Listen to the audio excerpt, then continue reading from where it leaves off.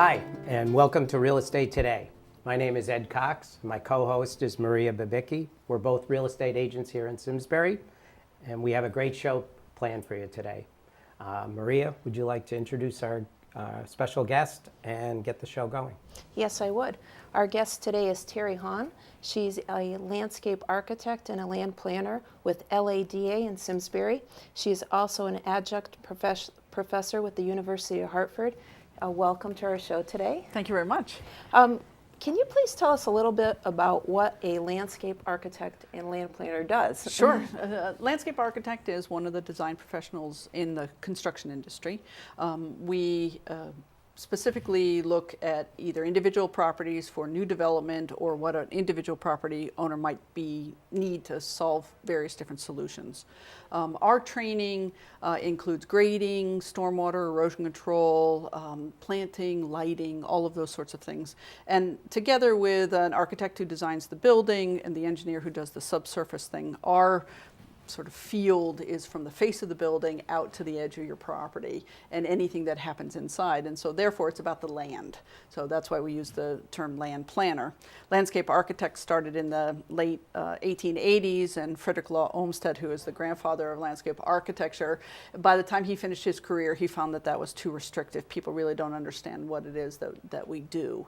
But basically anything that's related to the land, we can find a solution, do something with that. Okay, thank you. Who are usually your clients? Our clients include individual property owners from either businesses, like for example, we do work with all the shopping centers basically in town. We do work for private properties. We do work for municipalities. The town of Simsbury is one of our clients. And we've done some of our bigger projects include like CCSU, the redo of the middle of that to get the oval in and get rid of the street, if anybody ever remembers that anymore, as to what was there. That was one of our big projects. That's who we are. We've been in Simsbury since the 1980s. We started in 1980, so we're more than 30 years old. And myself and my partner, Phil Doyle, we have got 8 people. And we work throughout Connecticut, Massachusetts, and New York. I noticed on here that you had a note about a variance. And one of the questions that I guess after reading some of your notes, was, for example, at my house slopes off in the back, and I just wanted to come in and pile a bunch of dump trucks worth of dirt in there. But I'm on the edge of wetlands. I've never done it, but I see the word variance, and maybe if you could help us homeowners understand maybe what you might do to help us. One of the things that we look at is the town of Simsbury has zoning regulations, wetland regulations. Essentially anything that you do on your property that doesn't involve like just planting gardens or things like that, even that, depending on where it is regulated, okay? So if let's say you were to add an addition to your house, okay? You need to know where you are with the setbacks. Is your house right on the edge of the setback? Do I want to put a garage past the setback? If you do anything past the setback, that requires a variance, okay?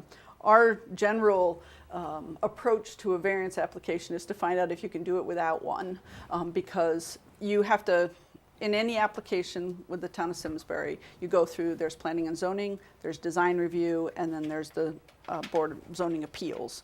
Variance goes to the Zoning Board of Appeals, and you try and avoid keeping them busy. They should be as bored as they possibly can be. If there's some other solution, because they're obligated legally to ask you, is there some other solution that you could actually do before I give you this variance? And you have to be able to say there's absolutely nothing.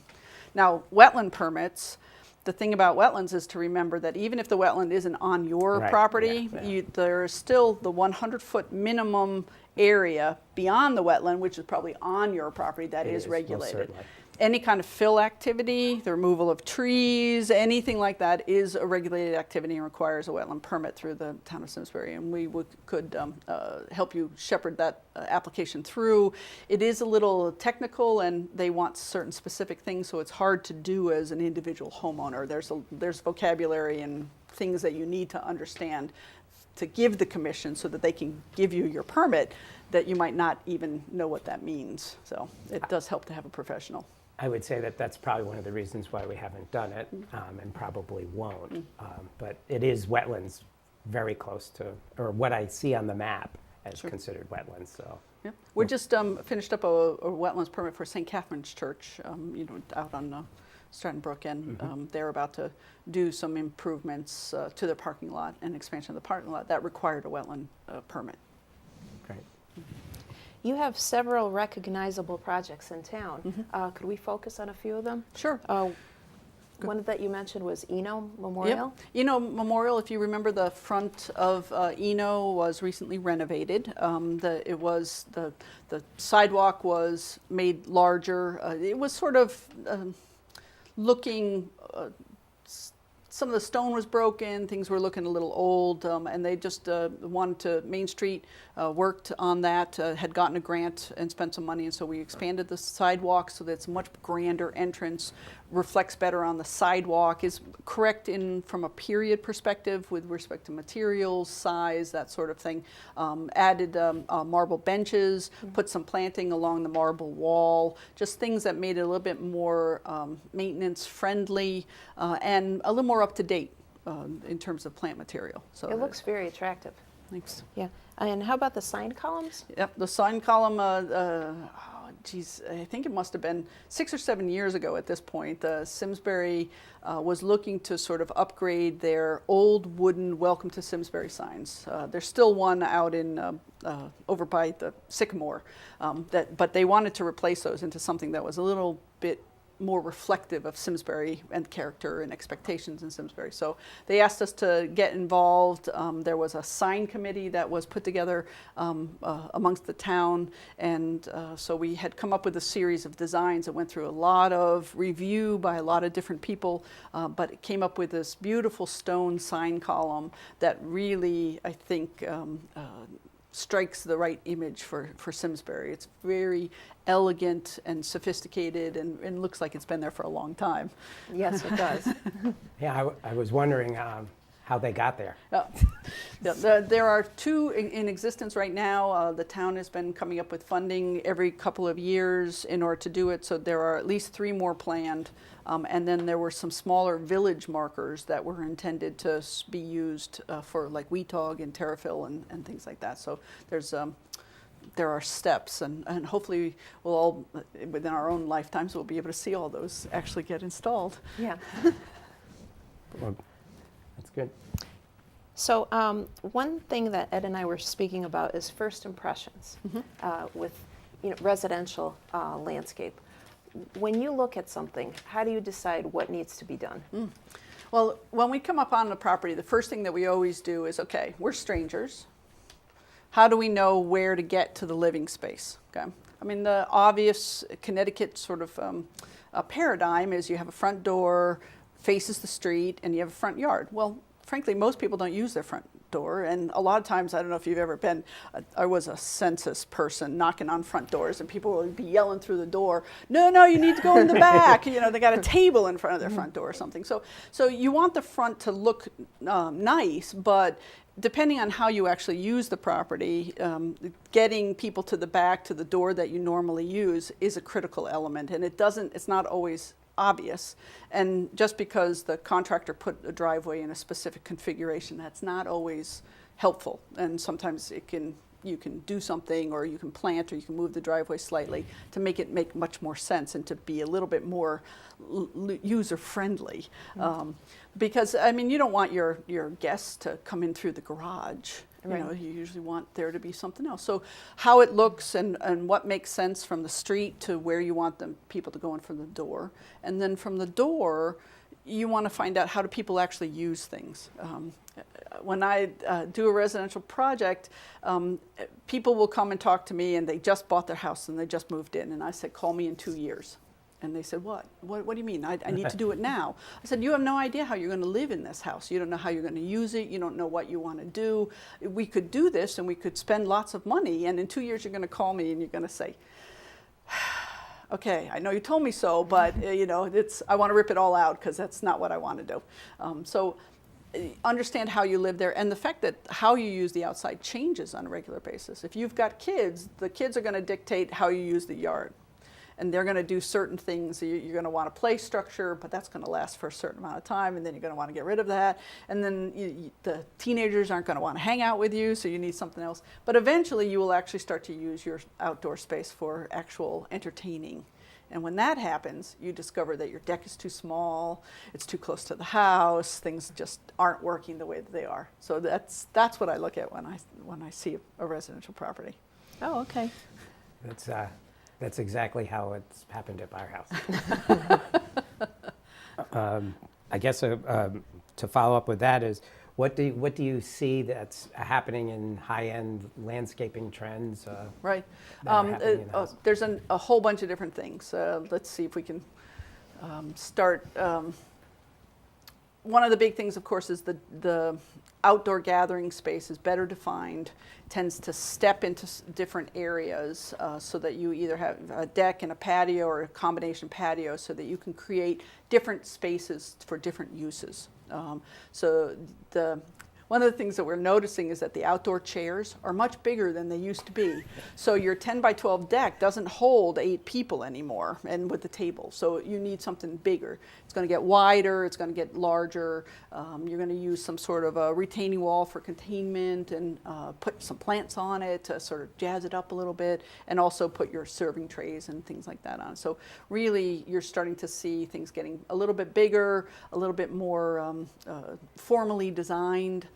So that it's not quite informal, but as you step from the house, it tends to go formal, geometric, formal, curvilinear, and then more natural as it goes away from the house, which is actually codified by the guy in California, whose name I just forgot. Sorry, Thomas Church. So.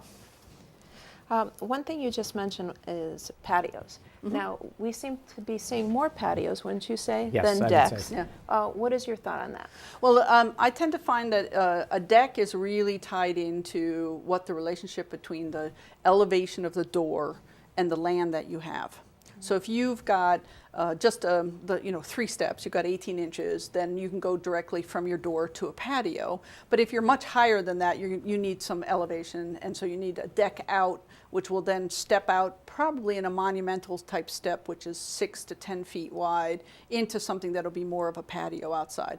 Because the problem with your deck is that you don't really want to put your grill up on the deck next to the house. You want to put that someplace else. If you're going to grill, you might as well get your people out there with the grill, mm-hmm. And do more with the patio. Plus, we're also starting to see things that are more big formal area up at the front, something a little bit less formal, and then maybe a fire pit further away, that sort of thing. So that's kind of one of the next elements, is a fire pit, because has become quite popular. It's very good in years when we have lots of rain, but not so much. People are mostly using the portable ones. The formal ones that are designed and installed on a regular basis, those are a little bit more expensive. We have some people who are interested in those, some who are not. They're not quite comfortable with it. One of the coolest things that I have seen recently is a gas-fired fire pit that it's a crystal surface on mm-hmm. the top. So it sparkles, and then the flame just looks like it's coming up from the top of it. Very cool, but it's not one of those things that's going to generate a lot of heat for you, or I'm not so sure how it is with marshmallows. Yeah. But no, it depends on what you want to do. Yeah. Well, I seem to think that a lot of people like it just for the atmosphere. Well, it's always nice to see a flame. Yeah. Yeah. Right. But a gas flame versus a wood flame, and do you have to change your clothes and wash them later because you smell exactly. like smoke? You have to be realistic and understand kind of what you're interested in. Mm-hmm.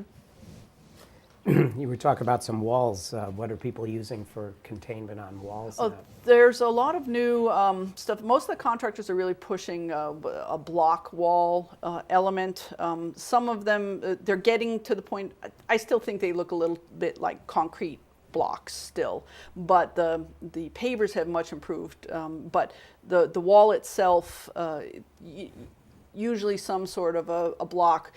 You can use the block if you use maybe a stone top, so that it brings up the stone that's in your patio or your paver, or match your colors, that sort of thing.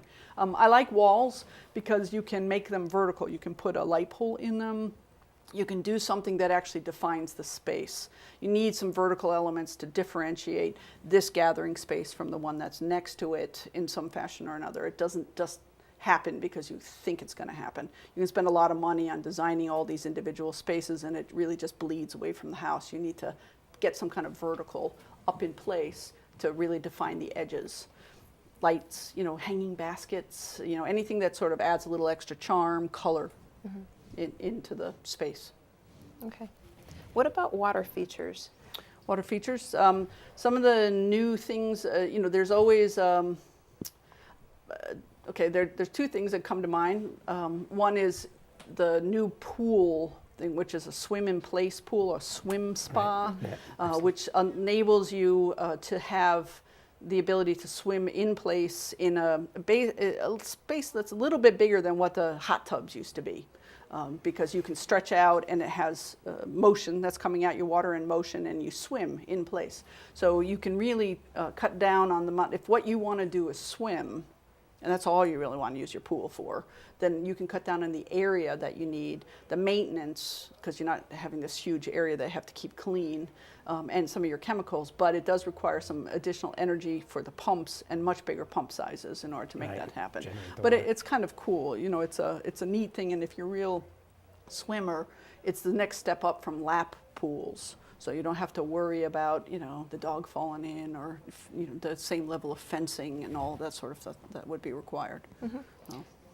How about like fish ponds? Are people still putting? Yeah, a little bit. They require a lot of maintenance in terms of the fish ponds, and depending on our winters, sometimes it works and sometimes it doesn't. Need a cover, that sort of thing. By fish ponds, you usually mean the koi that goes into them. I was trying to think of the name. Yeah. One of the things we are seeing, though, is there are a number of stone companies that are doing a sort of a self-contained, isolated bubbler. So you get this big basalt pillar that's about 3 or 4 feet high, has a bubble of water on it, cascades down the edge of the stone and into a series of small pebbles that is actually a containment and a recycler. And that is kind of a nice way to get a little bit of sound of water into your landscape without having to worry about lots of pumps and circulation and things like that. You do have to fill it up every once in a while. It will go dry on you, but it's kind of an accessible water feature. I think I'd like that. Yeah. Because you don't have to worry about caring for the pool and you still have, something that's serene. Yeah, it's pretty, and the stone is really nice. A lot of it is black and gray, and so it's really quite exciting. It's dynamic in the landscape. I just picture fish ponds though as a perfect dessert for bears or the animals that I would think that. Well, actually, the herons are one. Yes, because you usually have to put some sort of a netting, but a lot of times, quite honestly, here with a fish pond, having some level of structure, even if it's not a full structure like a trellis or something over your fish pond, helps in the winter. So you can put netting over the top of it, and that'll keep the heron from recognizing it as a food source. Got it. How about walkways? What do you think of stone versus pavers? Well, I'm always a huge fan of stone. Stone is beautiful. It comes in all different kinds of colors. It's durable. It never fades. It's always going to take care of itself. However, it's extremely expensive. Recently, I think Pavestone, Hanover, a couple other paving companies have created concrete pavers. And concrete pavers mean that it's made with a concrete base, as opposed to brick pavers, which are made out of a clay base. They're able to get colors and textures that make it so that it doesn't look like concrete anymore. I'm not going to say it looks like stone, it looks like a paver, but it is several steps up from the old gray modeled things that look like they're just barely out of the concrete plant. So they come in 2-foot squares, so that it looks like it looks much more like the tile you probably have in your kitchen outside than it has ever been able to do that. And that's been the last 4 or 5 years. They really focused on getting those pavers up so that they're much closer to making people feel like it's similar to stone. I'm not going to say it actually looks like stone, but it looks so much better than it ever used to. And those would really last for the lifetime of the house. Pretty much. if you get you get what you pay for to a certain extent in pavers. There are a number of pavers that come so that the color is secure, the texture remains the same, and as long as you don't do something odd, like drive a truck over some of them in weird places, although they are designed to actually handle a truck, but they're not designed to handle a truck when you just put it on dirt. So if you're going to do so, you have to put the sub base underneath it so that the water and the free cycle that we have doesn't cause there to be a problem underneath the stone, which would then make it so that it might crack. But it is much longer lasting than it ever used to be. And it's, quite honestly, the styles now, one of the first pavers was this hexagon thing. Okay. Yeah. Whenever I see that, I think, okay, that was put in the 70s, okay, early 80s. It just puts a date to it. These pavers are much more classic and timeless. So it'll feel like it'll last a little bit longer. Okay. Yeah. When you're working with stone, what stone are you using most often? Is it bluestone? It's bluestone. There is some brownstone that's available. Both of them, all the brownstone is coming out of China now, which I don't understand, but that's where it is. The bluestone comes from various different sources. There's also granite that you can use that's roughed up, and for the most part, that's coming out of Vermont still. But some of the stuff that you're getting where it's if you go on the internet, a homeowner goes on the internet and looks at something specific, don't be surprised if it's coming out of China. For whatever reason, the Chinese stone, even with the shipping coming from that, there isn't any place farther away than that, is still somehow less expensive than some of the local stuff. But we try to do local whenever we can, just because they stand by their product and they answer the phones. So you don't know who you ordered it from. Well, you don't know who you ordered it from. So when there's some kind of a problem, you need to be able to talk to somebody, or let's say you change your mind and you had something squared off and now you want to round it off. Well, how do you go back and find that same manufacturer so that you can sort of match the stone? Well, if you're getting a local quarry who's been around for 100 years, then it'll work out. Yeah. Don't I just see brownstone over on Medicom Drive, where it seems like you could just go out into the woods and grab some brownstone? Well, the brownstone that we have here is it's a sandstone base. It doesn't carve well. It tends to chip, and the brownstone, the Portland quarry reopens for certain specific things, which is where a lot of the brownstone around here came from. But lately, those have been coming from China. Next question we have is about driveways, asphalt versus stone. What do you see happening there? Well, a couple things. The asphalt, when the gas is the price that gas is, so asphalt is more expensive than it used to be. It's quite a bit more expensive than it used to be. So some of the things that we're looking at are some different mechanisms. There's asphalt, and then you can add stone on top of it that makes it look a little less black, which is very nice. Some of the high-end stuff that we do down in like Westchester County, New York, they add a 6 or an 8 foot deer protection strip so that your car goes. But what it is granite set into the ground, and the idea is that the deer don't like to walk on them, so that you're able to. I'm not sure that isn't an urban myth, but it looks like a high-end house.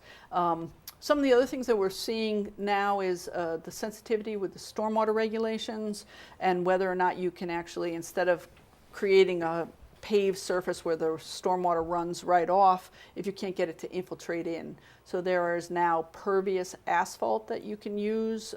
We recently installed that in at the Drake Hill Plaza parking lot, and you'll notice that where the cars park, the water just runs straight down. It doesn't actually run through the parking lot anymore. And this winter it was magnificent. The ice wasn't there. It was very effective. You got to have good soils underneath this, because it just drains straight through. But there's pervious asphalt and pervious concrete, as well as pervious pavers. So. How about fencing? What do you think of plastic versus wood? Well, vinyl fencing has come so far in the last 20 years. It's actually very attractive. They've got lots of different styles. Personally, I like it a little bit at a distance. It still feels like plastic when you touch it, and it has a little wobble to it. So if you're using it for edging purposes or retaining purposes, I'm not so fond of that. But from a distance or someplace where you're not necessarily going to touch it, I think it's extremely effective. And it has 20 some odd year warranty, so it's a magnificent product. Again, if you want to touch it, I still prefer wood. Okay. Are people still installing split rail fences? They are actually split rail, and the 3-rail is like if you're horse property or you want to portray your property as a horse property, that's where you'll tend to see a 3-rail fence. The rails and the fences, they're getting confused. But the rail fencing and the split rail elements. So it used to be the poor man's fence, and now I would say the opposite is a different image, very different image. Do you have any landscape pointers for us as far as ground covers that people might like to use around their homes, things like that? All plant material is soil specific, and the amount of cover that you have, sun or shade. So my suggestion is, depending on what you've got out on your individual landscape, if something isn't taking the way that you think it is, take a soil test. There's probably something different in your soil that is incompatible with what you're trying to plant. If, on the other hand, you have lots of something, obviously that plant likes it, and you probably don't like it. It's the same problem with straight hair versus curly hair. We all want something different than what we have. But Pachysandra was huge as a ground cover from the 60s through just about the 90s. It is effective in where it grows. It is one of the only things that grows in that particular circumstance. But it collects the leaves. It tends to be kind of messy. When you mow it, there's really nothing else in there, but it is effective as a ground cover. You've got vinca as an opportunity, and you have a few other types of things like that. But again, check your soils first and how much cover you have, sun versus shade. Okay. You've been a fascinating guest, and I think we've just hit the tip of the iceberg with you, and I hope you can come back Sure, again. anytime. But one thing as we conclude, you've been working on the Veterans Memorial in Simsbury. Can you just tell us about that? The Simsbury Veterans Memorial was just approved by the town of Simsbury, and they just started their fundraising. It's going to be located at the drive to the library on the left-hand side. It's a series of 4 granite columns, and those of you who are interested in adding to the fundraising, contact your American Legion or the VFW in town, and they'll give you some more information. Okay, great. Thanks. All right. Well, thanks again for coming. Yeah, And, My pleasure. Thank you. It was really good. And thank you all for tuning in, and we'll see you next time.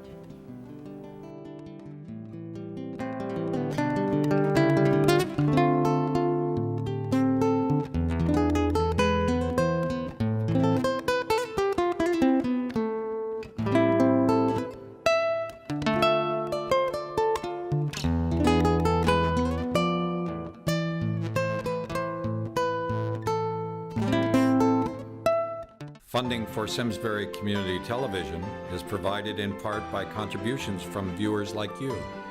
Thank you.